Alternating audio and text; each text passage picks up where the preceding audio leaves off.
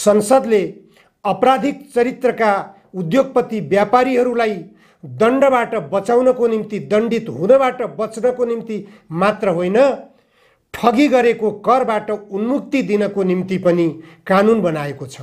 यो संसदले यस्तो कानुन बनाउने क्रममा त्यस्ता व्यापारीहरूबाट चुनावको निम्ति खर्च उठाउन नेताहरूलाई मार्ग प्रशस्त गरेको छ। नेताहरूले चुनावको निम्ति खर्च उठाउँछन्। नेताहरूले कर ठगी गर्ने व्यापारीहरूलाई लाभ मिल्ने गरिकन कानुन बनाउँछन्। संसदको उपादेयता यही हो। यस्तो भद्दा मजाक, समाजलाई बदनाम गर्ने, समाजलाई लुट्ने, समाजलाई दोहन गर्ने यस्ता व्यापारीहरूलाई संरक्षण गर्ने व्यक्तिहरूलाई कानुन बनाउने जमघटको रूपमा जो संसद चर्चित भएको छ, यसैले कम्युनिस्टहरूले भन्ने गर्थे खसीको टाउको देखाएर कुकुरको मासु बेच्ने थलो। यो बुर्जुवाहरूको गफ गर्ने अखडा हो। बुर्जुवाहरूको गफ गर्ने अखडालाई कम्युनिस्टहरूले प्रयोग गरेर जनताको हितमा र राष्ट्रको हितमा प्रयोग गर्न सकिन्छ भने यसलाई उपयोग किन नगर्ने भन्दा भन्दै यसमा पतन हुँदै गएका छन् नेपालका कम्युनिस्टहरू। चाहे जनताको बहुदलीय जनवादको आवरणमा होस्, चाहे 21औं शताब्दीको जनवादको आवरणमा होस्, संसदवादमा भासिएका कम्युनिस्ट नेताहरू पतनको बाटोतर्फ गइरहेका छन् भन्ने कुरा नेकपा एमालेको अवस्था, डबल नेकपा बनेर 2/3 बहुमत नजिक पुगेर पनि देश र जनताको हितमा सरकारले काम गर्न नसकेको अवस्थाले स्पष्ट गरिसकेको छ। त्यसैले यो संसदवादको पतन भइसकेको छ। यो संसदवाद असफल भइसकेको छ। संसदवादको विकल्पमा वैज्ञानिक समाजवाद हो। वैज्ञानिक समाजवादको निम्ति ढोका खोलौँ। वैज्ञानिक समाजवाद वा यो पतन भइसकेको, यो असफल भइसकेको, यो भ्रष्टाचारीहरूको संरक्षक भनेर चिनिएको यो साम्राज्यवादीहरूको उपनिवेशवादी बाटो खोल्नलाई तत्पर बन्न राजनीतिक दलका नेताहरूलाई, लम्पसार बनाइरहेको राजनीतिक दलका नेताहरूलाई विदेशी दलाल बनाइरहेको यो व्यवस्था वा वैज्ञानिक समाजवादी व्यवस्था जनतालाई रोज्न देऊ।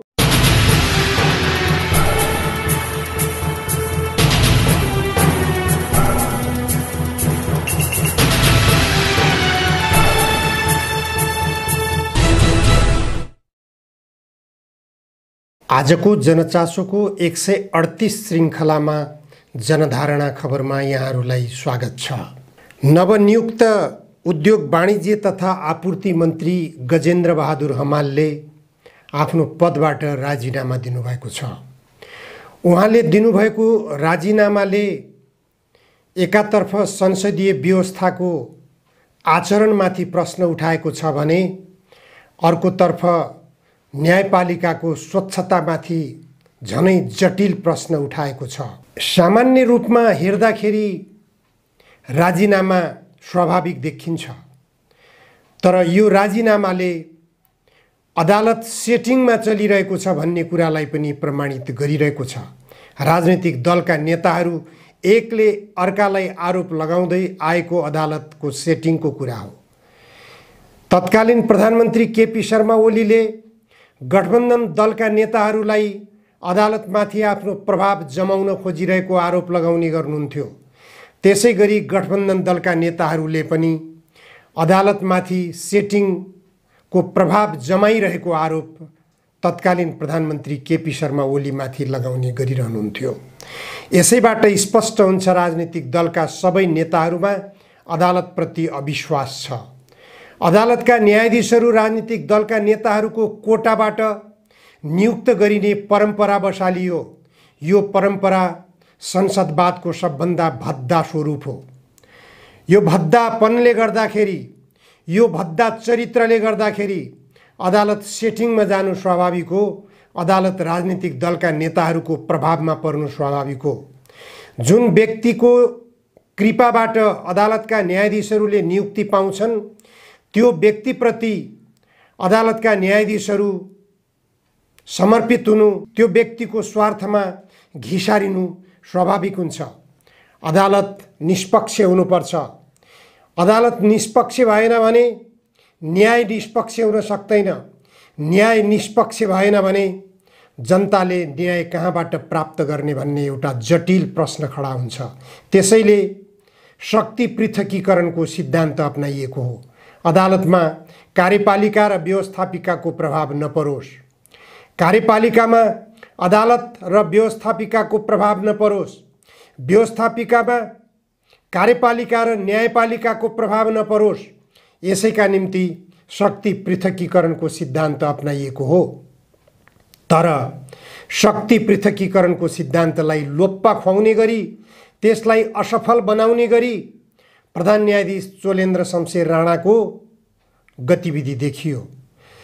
प्रधान न्यायाधीशको हैसियतमा बसेका व्यक्तिले गरेका हरेक क्रियाकलापहरूले अदालतको प्रतिष्ठामाथि आघात पुग्न सक्छ भन्ने कुरामा प्रधान न्यायाधीश सचेत बनेको पाइएन। प्रधान न्यायाधीशले ललिता निवास प्रकरणमा 2 जना पूर्व प्रधानमन्त्रीहरू मुछिएका छन्, त्यो मुद्दालाई अहिलेसम्म किनारा लगाउन सक्नु भएको छैन। अदालतमा दलहरूको आधिकारिकता बारेको विवाद यथावत छ, त्यो विषयमा प्रधान न्यायाधीशलाई चासो छैन। अदालतमा संवैधानिक नियुक्तिका क्रममा प्रधान न्यायाधीशको उपस्थितिमा गरिएका नियुक्तिहरू विवादित छन्, त्यो विवादित मुद्दा अदालतमा परेको छ। त्यो विवादित मुद्दामा प्रधान न्यायाधीश इजलासमा बस्न हुँदैन भन्ने आवाज वकिलहरूबाट उठिरहेको छ, नेपाल बार एसोसिएसनबाट उठिरहेको छ। तर प्रधान न्यायाधीशले नियम र कानुनका कुरा उठाउँदै नैतिकतालाई चाहिँ लात हान्नु भएको छ। नैतिकताको सवाललाई उहाँले बेवास्ता गर्नुभएको छ र त्यस्तो आफू उपस्थित भएको घटनामा समेत उठेको प्रश्नमा उहाँले इजलासबाट आफूलाई अनुपस्थित गराउन सहमत हुनुभएको छैन। यसबाट पनि प्रधान न्यायाधीश चोलेन्द्र शमशेर जबराको पदीय जिम्मेवारी बोध छैन भन्ने कुरा स्पष्ट हुन्छ। अदालत यसअघि पनि धेरै घटनाहरूमा बदनाम हुँदै आएको छ। ज्यानमारालाई मेरो स्वविवेकको निर्णयले उन्मुक्ति दिन चाह्यो भन्ने टिप्पणी सर्वोच्च अदालतका प्रधान न्यायाधीशबाट भएको छ। ज्यानमाराले जेल सजाय भोग्दा भोग्दै जेलबाट उन्मुक्ति पाएका छन्। त्यसैगरी एनसेल जस्तो देशको 72 अर्ब रुपैयाँ ठगी गरेको एउटा विदेशी कम्पनी, जुन कम्पनीले देशलाई राजस्व बुझाउनु पर्ने बुझाएको थिएन, कर ठगी गरेको थियो, त्यस्तो कर ठगी गर्ने कम्पनीमाथि सर्वोच्च अदालतमा मुद्दा परेको थियो। त्यो मुद्दामा सर्वोच्च अदालतको लापरवाहीपूर्ण निर्णयले सम्बन्धित ठगी गर्ने कम्पनीले उन्मुक्ति पाएका छन्।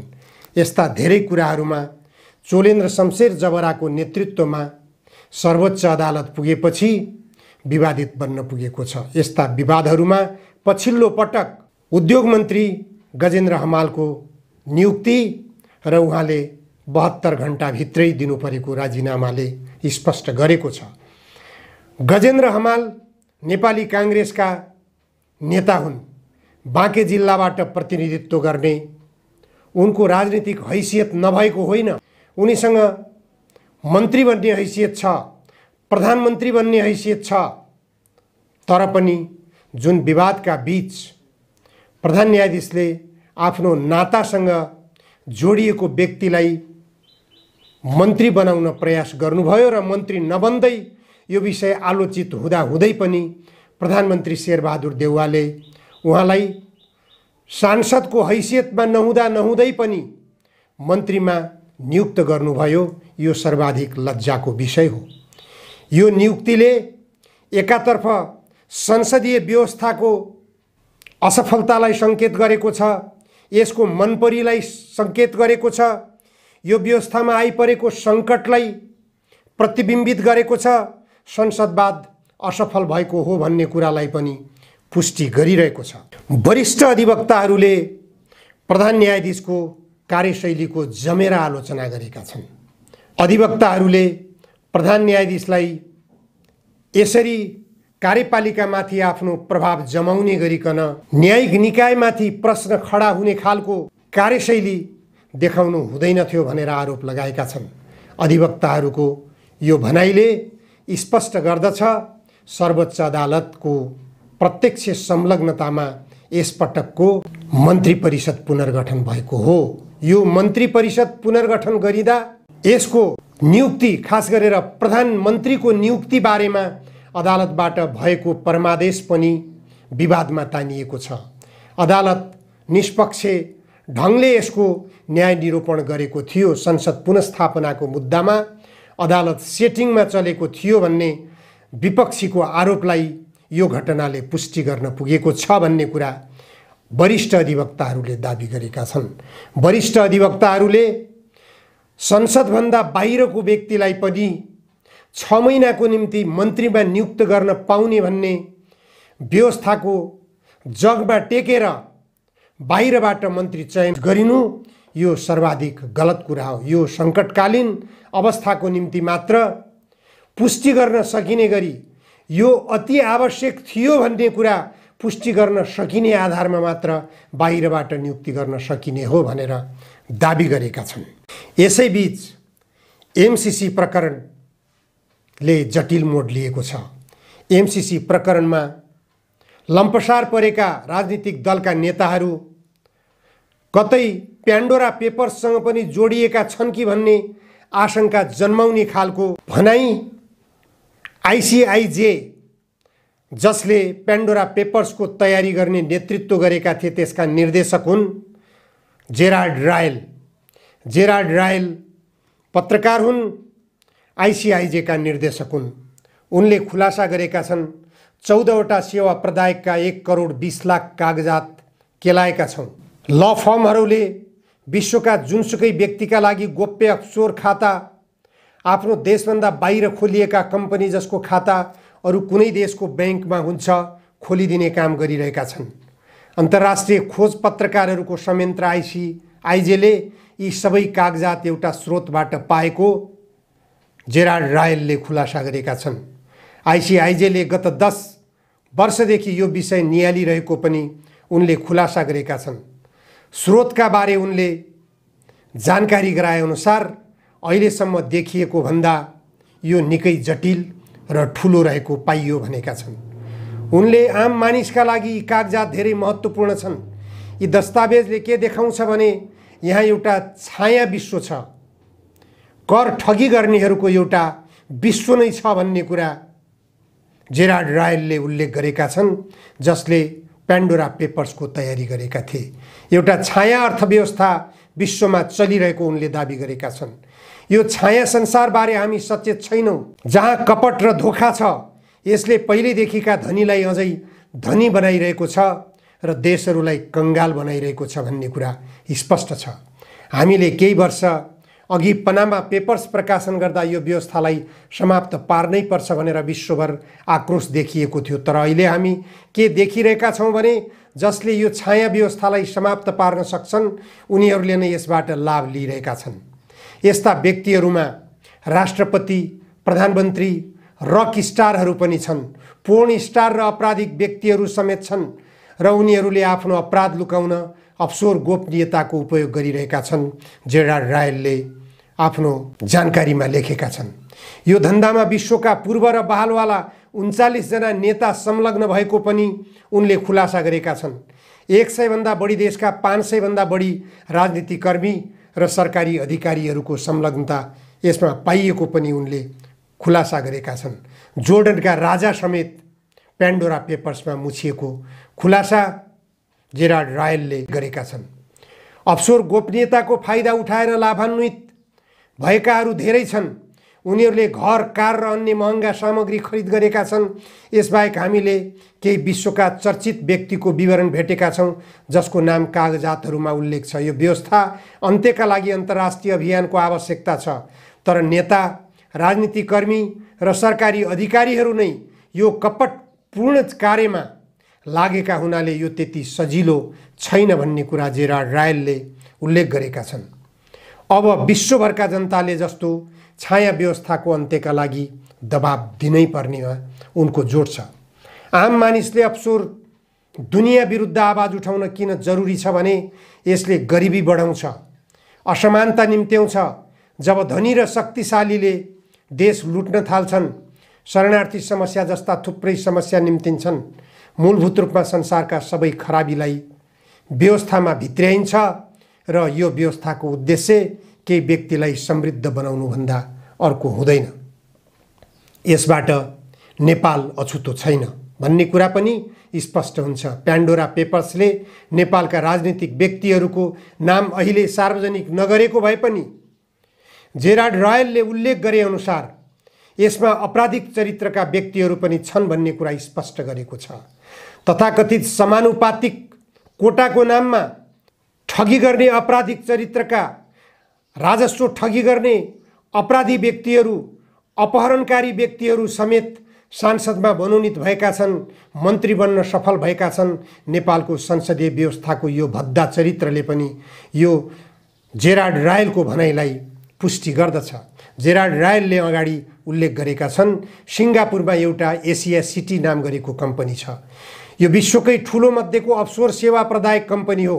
अस्ट्रेलियाली नागरिक प्रेम ब्रिक्सले सञ्चालन गरेको यो कम्पनीका ग्राहकमध्ये ठुला ब्याङ्क, अकाउन्टेन्सी फर्महरू छन्।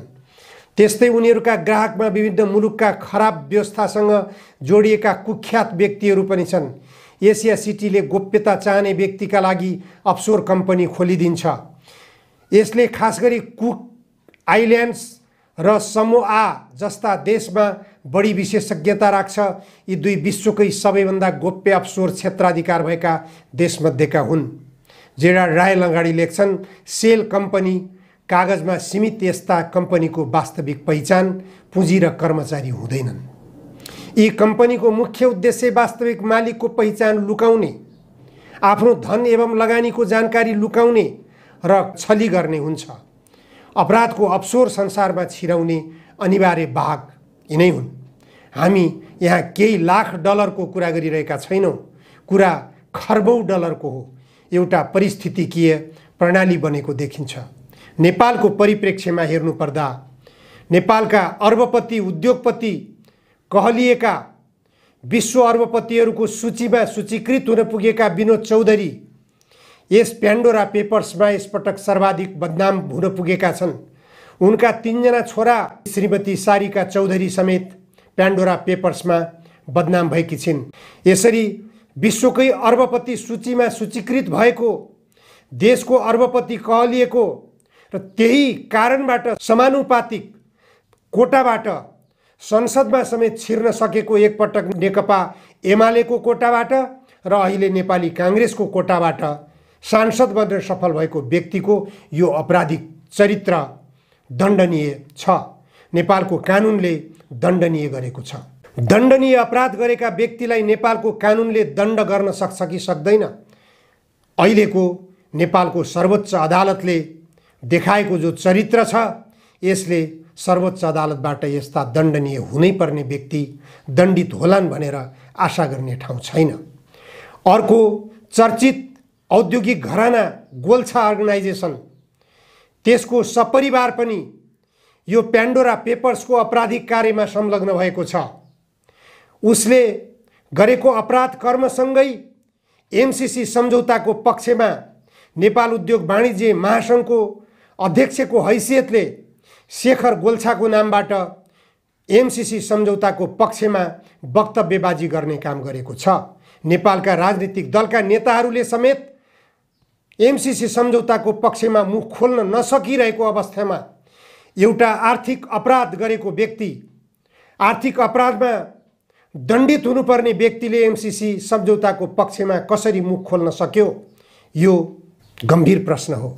जेरार्ड रायलले अगाडि लेख्छन्, मलाई के लाग्छ भने हामीले यो गोपनीयतालाई समाप्त गर्यौँ भने पनि अन्तर्राष्ट्रिय रूपमा मुद्रा निर्मलीकरण, मनी लाउन्ड्रिङ समाप्त पार्न धेरै लामो बाटो हिँड्नुपर्ने छ। अथवा यो मनी लाउन्ड्रिङको विरुद्ध, यो कर छली गर्नेहरूको विरुद्ध सामान्य हिँडाइले हुँदैन। यो निकै जटिल छ। यो निकै लामो यात्रा तय गर्नुपर्ने अवस्थामा छ उनले भनेका छन्।